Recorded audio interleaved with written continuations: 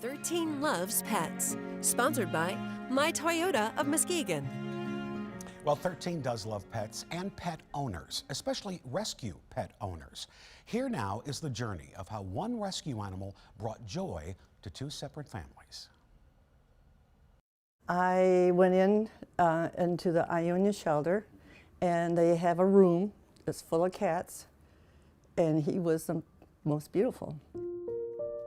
Melissa Vroman has always had a soft spot for cats.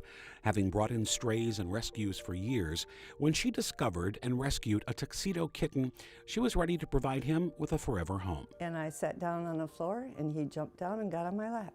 And he was so affectionate. I fell in love with him. And took him home. He bonded with the family quickly, and things were going perfectly until... I have respiratory issues, so I was sneezing and I was coughing, and so I thought it was him. Faced with her worsening allergies, she was left with no choice. And I had to take him back. I felt devastated to have to give him back. I really did. But I knew I had to because I was just getting sicker. Contributing to her grief was the wondering where he would end up. He was a beautiful cat. But then a twist. It turns out her symptoms were caused by a treatable medical condition, and she wasn't allergic after all. So she tried to find him. So then I started looking on the site, the internet site for the shelter, and I couldn't find him. It really is a small, small world. Here is where the story gets a little awkward. We're always taught as a journalist not to be a part of the story, right? In this particular case, it's unavoidable.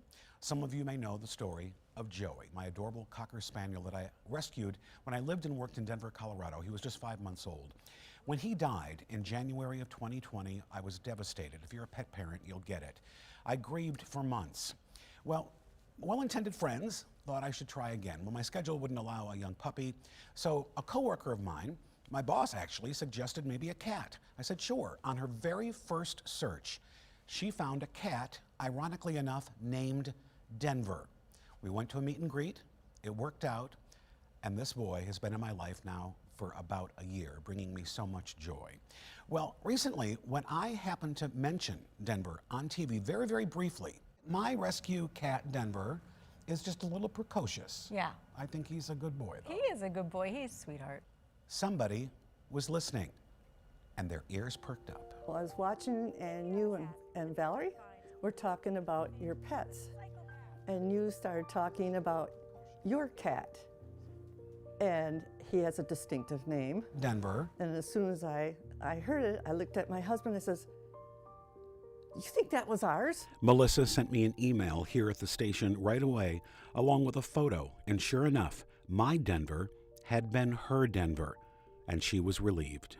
I'm glad that you have him, and he's being taken care of, and so it brings me joy for him. I feel really relaxed about it.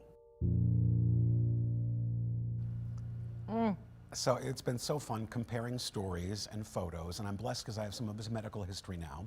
And Melissa's situation has changed, and she's really not in a position right now to have another cat at the moment. But just another example of how rescue animals are the best. They bring so much joy, in this case to two different households. And it is still a mystery as to how he got named Denver, because he was already named Denver when she took him home. Maybe after this series airs, you're going to find the third person who actually named Denver. Wouldn't that be amazing? That would be part 2 of the story. For sure. Absolutely.